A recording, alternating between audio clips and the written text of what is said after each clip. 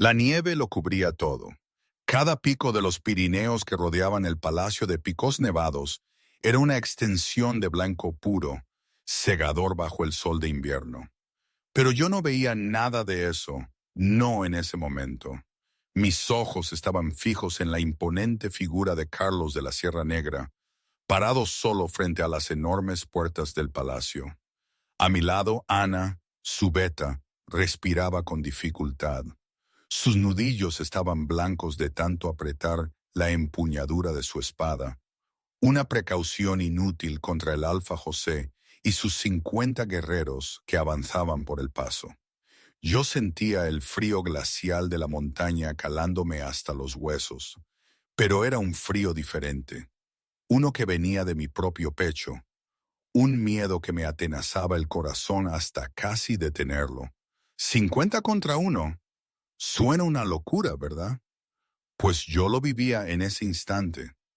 Mi mente era un torbellino, apenas podía procesar lo que veían mis ojos, pero había algo en Carlos, en la quietud de su postura, en la forma en que sus hombros anchos parecían contener el mundo entero, que me anclaba. Recuerdo el murmullo de Ana. Esto es una insensatez, mi rey, una trampa mortal. Pero él no había escuchado. Nunca escuchaba cuando ya había tomado una decisión. Simplemente salió, solo, con su aura pesada y opresiva, el azote del norte, como le llamaban. Y yo, una pequeña mujer que apenas se había puesto de pie por sí misma unas semanas antes, lo veía alejarse, sabiendo que, de alguna manera, él estaba allí por mí. A veces mi memoria es como un mosaico roto, piezas dispersas que no encajan del todo. No sé si fue un martes o un miércoles, pero la primera vez que vi a Carlos de verdad no fue frente a una amenaza, sino en el ala de curación del palacio. Antes de eso todo era una niebla. El frío insoportable, la nieve que me enterraba, la sensación de que mis últimos alientos se escapaban de mis labios. De repente la luz, y luego el calor. Un calor tan intenso, tan bienvenido, que me hizo pensar que estaba en el infierno, pero un infierno cálido y reconfortante. Cuando abrí los ojos, su rostro fue lo primero que vi, o bueno, parte de su rostro. Era una sombra gigantesca sentada junto a la cama, una figura que casi tocaba el techo. Sus ojos, ¡ay, sus ojos! Eran ámbar líquido, con destellos dorados, y te atravesaban el alma. La mayoría de la gente se desmayaría del miedo al verlo. Lo sé porque lo he presenciado. Pero yo solo sentía el calor. Mi cuerpo, que había estado congelado durante días, solo anhelaba esa sensación de vida. «Estás muy caliente», le dije, mi voz apenas un susurro rasposo. No sé de dónde saqué el valor, la verdad. Era tan grande, tan imponente, que mi instinto me gritaba que huyera, pero la parte más antigua de mi cerebro, esa que solo busca supervivencia, me decía, «Quédate». Él no dijo nada por un momento, solo me miró. Era como si me estuviera escaneando, mi debilidad, mis huesos, mi alma. Después respondió con su voz grave, profunda, casi un gruñido. «Casi te congelas. El calor es apropiado». Y tenía razón, apropiado.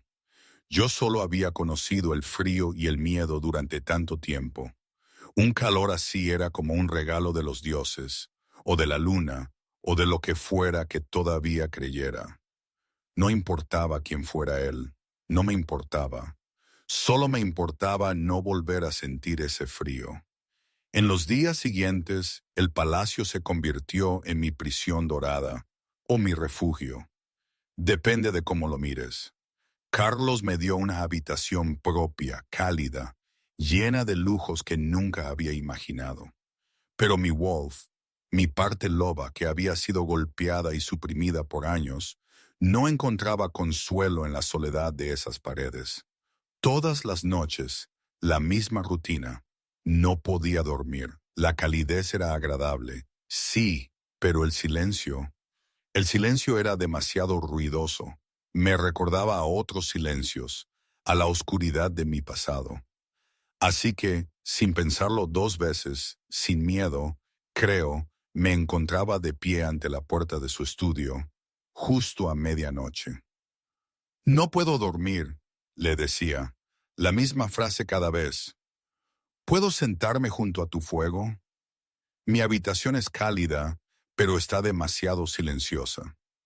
Él siempre asentía, siempre me indicaba una silla frente a su escritorio. Yo me acurrucaba en ella como un gatito, con los pies debajo, y en cuestión de minutos me dormía. Recuerdo que la tercera noche, Carlos ya había movido una silla más pequeña, justo al lado del fuego, una silla para mí. La vi y sonreí. No sé cuánto tiempo hacía que no sonreía de verdad. Él se quedó mirándome y por un instante, su rostro, normalmente tan pétreo, se suavizó. Tiene hoyuelos, ¿sabéis? El temible rey Alfa, el azote del norte, tiene hoyuelos. ¿Quién lo hubiera dicho? Y luego llegó la quinta noche. Esa noche, mi cuerpo simplemente supo qué hacer. No fui a la silla. Entré en su estudio, crucé la enorme habitación, subí a su cama, una cama inmensa que casi me tragaba, y me acurruqué contra su pecho, literalmente. Me escondí entre su brazo y su torso. No sé de dónde saqué esa audacia, o si fue mi Wolf, todavía dormida, la que me impulsó. Tu corazón, murmuré contra su camisa, me ayuda a dormir. ¿Está bien? Su respiración se detuvo por un momento. Pude sentirlo. Yo ya había escuchado las historias, los murmullos de las sirvientas que venían a mi habitación para cambiar las sábanas. Todas las mujeres que habían intentado ser su consorte habían huido a los pocos días, aterrorizadas por su tamaño, su aura, su presencia. Yo, la pequeña y rota María, en cambio, lo buscaba. Sus brazos me rodearon con una delicadeza que no le conocía, como si fuera una pieza de cristal frágil o un pájaro diminuto. Sí, dijo, y su voz se quebró. Esto está bien. Y me quedé dormida allí, la mano sobre su corazón, mi pelo blanco extendido sobre su camisa oscura. Era la primera vez en años que mi Wolf sentía tanta paz. Yo no lo sabía entonces, no de verdad, pero mi mundo ya se había reordenado por completo. Y el suyo también, aunque él lo supiera mucho mejor que yo. Un mes después de mi llegada, la situación ya era Vox Populi en Picos Nevados. Ana, la beta, me observaba con una mezcla de preocupación y curiosidad. Ella era leal a Carlos hasta la médula, su mano derecha en todo. Un día, mientras yo paseaba por los jardines, recogiendo flores que ni siquiera sabía para qué servirían, escuché un fragmento de una conversación entre Carlos y ella. Sus voces, normalmente controladas, tenían un tono de urgencia. Mi rey, decía Ana con su voz firme, aunque pude sentir la tensión en el aire. La forma en que te sigue, la forma en que tu Wolf responde a ella. ¿Sabes lo que esto significa? Carlos no respondió de inmediato. Había un silencio pesado, el tipo de silencio que llena una habitación con palabras no dichas. Dilo, respondió finalmente Carlos, su voz más baja de lo habitual, pero con una resonancia que me erizó el vello de la nuca. Es tu compañera, tu compañera de vida, tu predestinada, dijo Ana, y la palabra predestinada resonó de una forma extraña en el aire. Otro silencio. Yo no entendía del todo. Compañera, ¿de qué hablaba? Mi Wolf, aunque se sentía un poco más fuerte cada día, todavía estaba muy abajo. No reconocía nada de eso, pero sí sentía algo. Una conexión invisible, una certeza que me hacía sentir segura con Carlos, protegida. Ella no lo sabe, continuó Ana. Su Wolf está demasiado suprimido para reconocer el vínculo. Siente la atracción, la comodidad, la seguridad, pero no entiende qué es. Lo sé, fue la única respuesta de Carlos. Su tono era una mezcla de resignación y determinación. ¿Qué harás?, preguntó Ana. La respuesta de Carlos me sorprendió, aunque yo solo la escuchara de lejos, sin entenderlo todo. Nada, no haré nada. Ella ha pasado toda su vida siendo controlada por lobos más fuertes que ella, golpeada, rota. Vino a mi cama porque ella eligió hacerlo, porque se sentía segura. Si le hablo del vínculo, esa elección se complica, se contamina. Se preguntará si lo que siente es real o solo el vínculo tirando de ella. No sé cómo procesé todo eso. Mi mente herida apenas podía comprender. ¿Un vínculo? ¿Yo? Entonces, ¿no le dirás nada?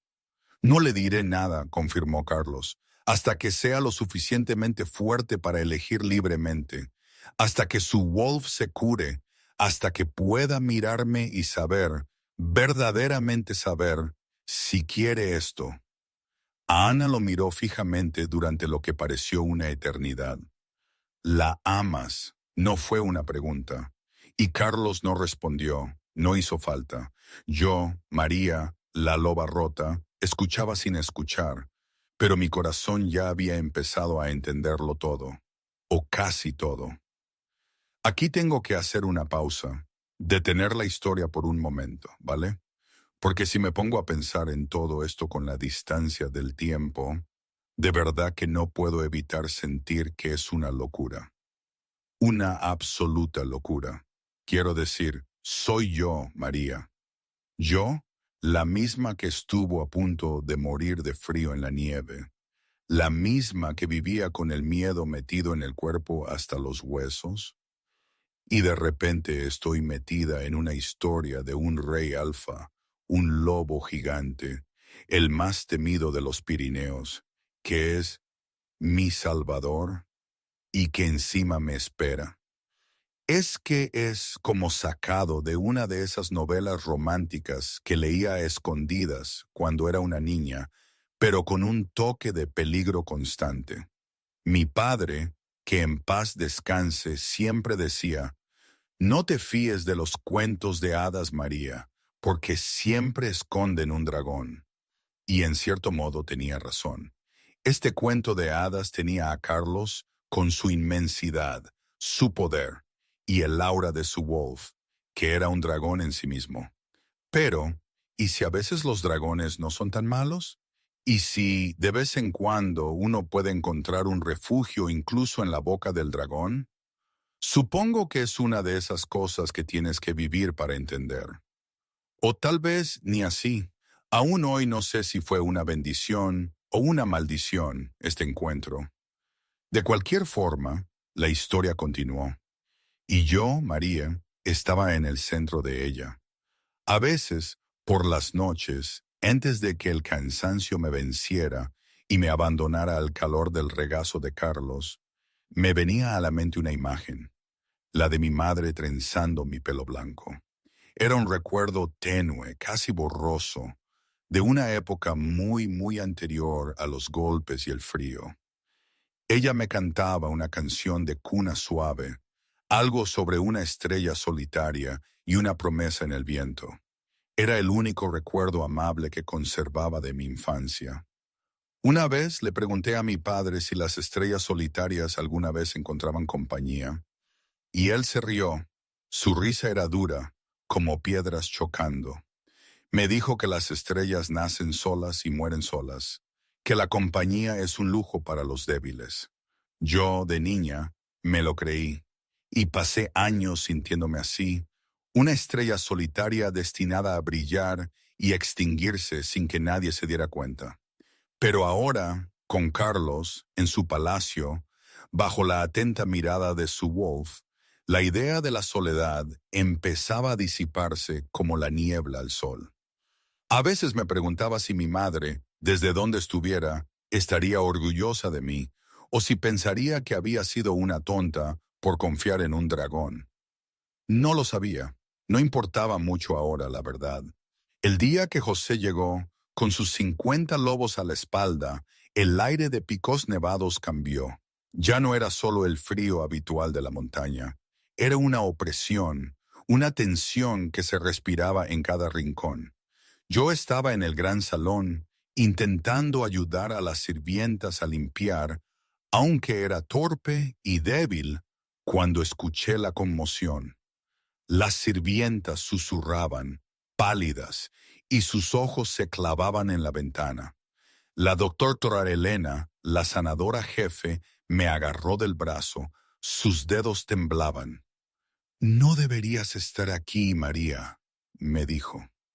«Ve a tu habitación, es peligroso». Pero yo no podía moverme. Mi mirada se encontró con la de Carlos, de pie solo frente a las puertas. Sus ojos dorados quemaban, y su aura de alfa, ese peso en el aire que solía hacerme sentir segura, ahora irradiaba una furia contenida que me helaba la sangre. José, el alfa del clan Colmillo Sombrío, gritaba.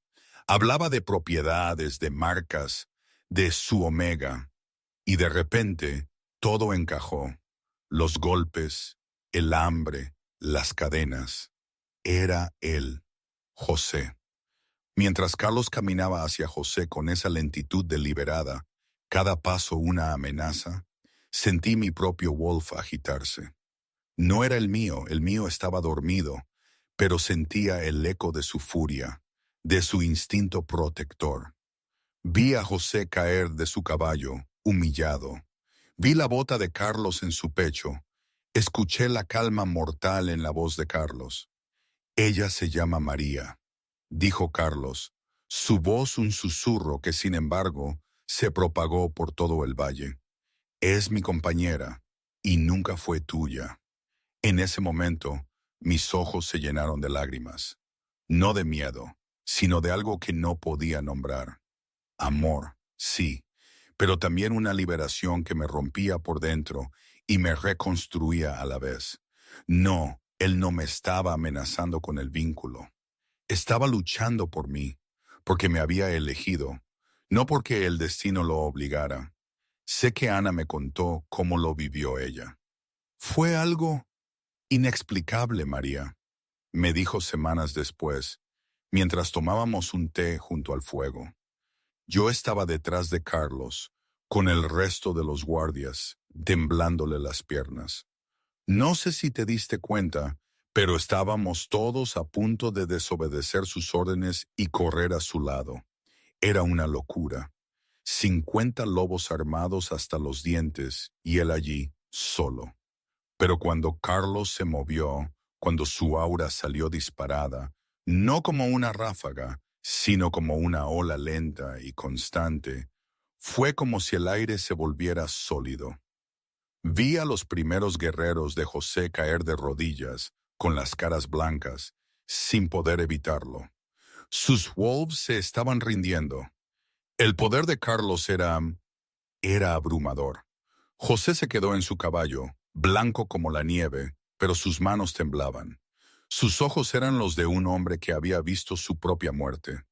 Y cuando Carlos lo tiró del caballo con una sola mano, como si fuera una pluma, no había dudas. No había nadie, absolutamente nadie, que pudiera con él.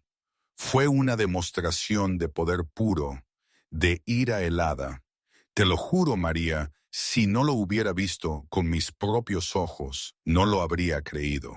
Y en medio de todo ese caos, solo podías ver los ojos de Carlos, fijos en José, con una determinación que daba escalofríos. Era por ti, María.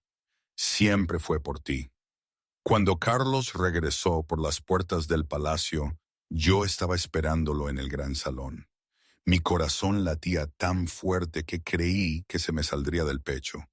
No sabía qué sentir, qué decir, pero cuando lo vi, simplemente corrí.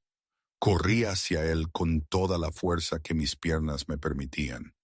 Él me atrapó en el aire, me levantó y me apretó contra su pecho, tan fuerte que creí que me rompería, pero no me importó. Esos eran los únicos brazos en los que quería estar. Lloré. Lloré por el miedo que había sentido, por el alivio, por todo mi pasado. ¿Se acabó?, pregunté, mi voz ahogada en su camisa. Se acabó, respondió él, su voz vibrando en mi pecho, y sentí su propio Wolf cantar por primera vez en mucho tiempo. El vínculo se reveló una noche de principios de primavera.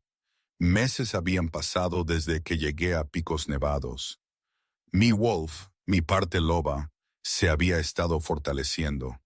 Destellos dorados en mis ojos, sentidos más agudos, olía la lluvia antes de que cayera, escuchaba los latidos de las sirvientas al otro lado del salón. Pero seguía sin poder cambiar, sin poder transformarme. Hasta esa noche, desperté temblando en los brazos de Carlos, no por frío ni por pesadillas, sino por un cambio profundo en mi interior. Carlos, jadeé, algo está pasando. Siento, no puedo. Él me abrazó más fuerte, me habló con su voz baja y constante, mientras mi cuerpo luchaba una batalla que había estado perdiendo durante años. Y entonces, a la luz de la luna que entraba por la ventana, me transformé por primera vez. Mi Wolf era diminuta, de un blanco puro, del tamaño de un zorro grande. Carlos se transformó a mi lado. Su Wolf, masivo y negro, llenó la mitad de la habitación. Se tumbó en el suelo de piedra y se acurrucó a mi alrededor tan completamente que desaparecí dentro de su pelaje. Y en ese instante, el vínculo de compañeros se forjó. Lo sentí. Sé que lo sentí porque mi pequeño Wolf emitió un sonido que era mitad aullido, mitad sollozo, y se apretó más contra su calor. Cuando volvimos a nuestra forma humana, yo estaba llorando. Compañero, susurré, mirándolo con ojos que finalmente comprendían. Eres mi compañero. Siempre lo has sido.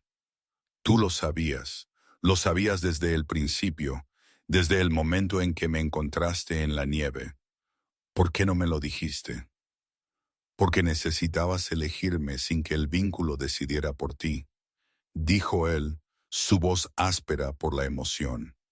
Necesitabas saber que te quedabas porque querías, no porque el destino te obligara. Lo miré fijamente. Luego me reí. Una risa de verdad, brillante, clara y llena de asombro. Me dormí en tu pecho la quinta noche que te conocí, Carlos. Te elegí mucho antes de que mi Wolf lo hiciera. Me besó entonces por primera vez, sus manos acunando mi rostro, mis dedos agarrando su camisa, el vínculo de compañeros cantando entre nosotros como una sinfonía. Encajaba contra él como si hubiera sido diseñada para ese propósito exacto. Y el rey Alfa, el azote del norte, la bestia a la que ninguna mujer podía sobrevivir, lloró porque me había quedado, porque no tuve miedo, porque a veces la criatura más poderosa del mundo solo necesita a alguien lo suficientemente valiente como para quedarse dormida en su pecho. ¿No es eso lo más irónico de todo? La coronación se celebró el primer día de verano. Todos los territorios enviaron representantes. Miles de lobos se congregaron en el gran salón del Palacio del Norte para presenciar lo imposible. El rey bestia tomando una reina. Yo era diminuta a su lado, el pelo blanco trenzado con hilos de plata. Una corona que había sido forjada para ajustarse a mi pequeña cabeza. Un vestido azul que combinaba con mis ojos. Él se alzaba sobre mí, atuendo de gala negro, corona de hierro oscuro, ojos ámbar que nunca apartaba de mi rostro. El oficial pronunció las palabras. La multitud contuvo el aliento, y cuando Carlos puso su mano sobre la mía y dijo, Mi reina, mi compañera, mi corazón. El salón estalló. Pero el momento que se convertiría en leyenda, el momento que cada lobo presente contaría a sus hijos y a los hijos de sus hijos, llegó después. Cuando la ceremonia terminó y los vítores se desvanecieron, me volví hacia la multitud y hablé. Mi voz era pequeña pero firme, y se extendió por el silencioso salón. Me dijeron que ninguna mujer podría sobrevivir al rey Alfa. Dijeron que era demasiado grande, demasiado poderoso, demasiado peligroso, que su Wolf era una bestia que no podía ser domada. Miré a Carlos. Él me miró a mí. Se equivocaban, dije. Él es el lugar más seguro que he conocido, y no lo estoy sobreviviendo. Lo estoy eligiendo cada día por el resto de mi vida. Carlos cerró los ojos. Cuando los abrió, eran oro, oro puro, ardiente. Me levantó justo allí, frente a todo el reino, me alzó contra su pecho para que mi cara quedara a la altura de la suya. Yo rodeé su cuello con mis brazos, y el rey bestia sonrió. El salón volvió a estallar, pero ninguno de los dos lo oyó. Ya estábamos perdidos el uno en el otro. Y hoy, años después de todo eso, ¿qué puedo decir? No tengo ni idea, para serte sincera. A veces pienso que fue lo mejor que me pudo haber pasado, que Carlos y este palacio me salvaron de una vida de miseria. Otras veces, por la noche, cuando el silencio del palacio es demasiado profundo, me pregunto si no cambié una jaula por otra, aunque ésta sea de oro y esté llena de amor. Supongo que nunca hay una respuesta perfecta, ¿verdad? Nada es blanco o negro. La vida es un desorden hermoso, complicado, lleno de sombras y luces. Pero es mi desorden, y eso al final es lo único que importa.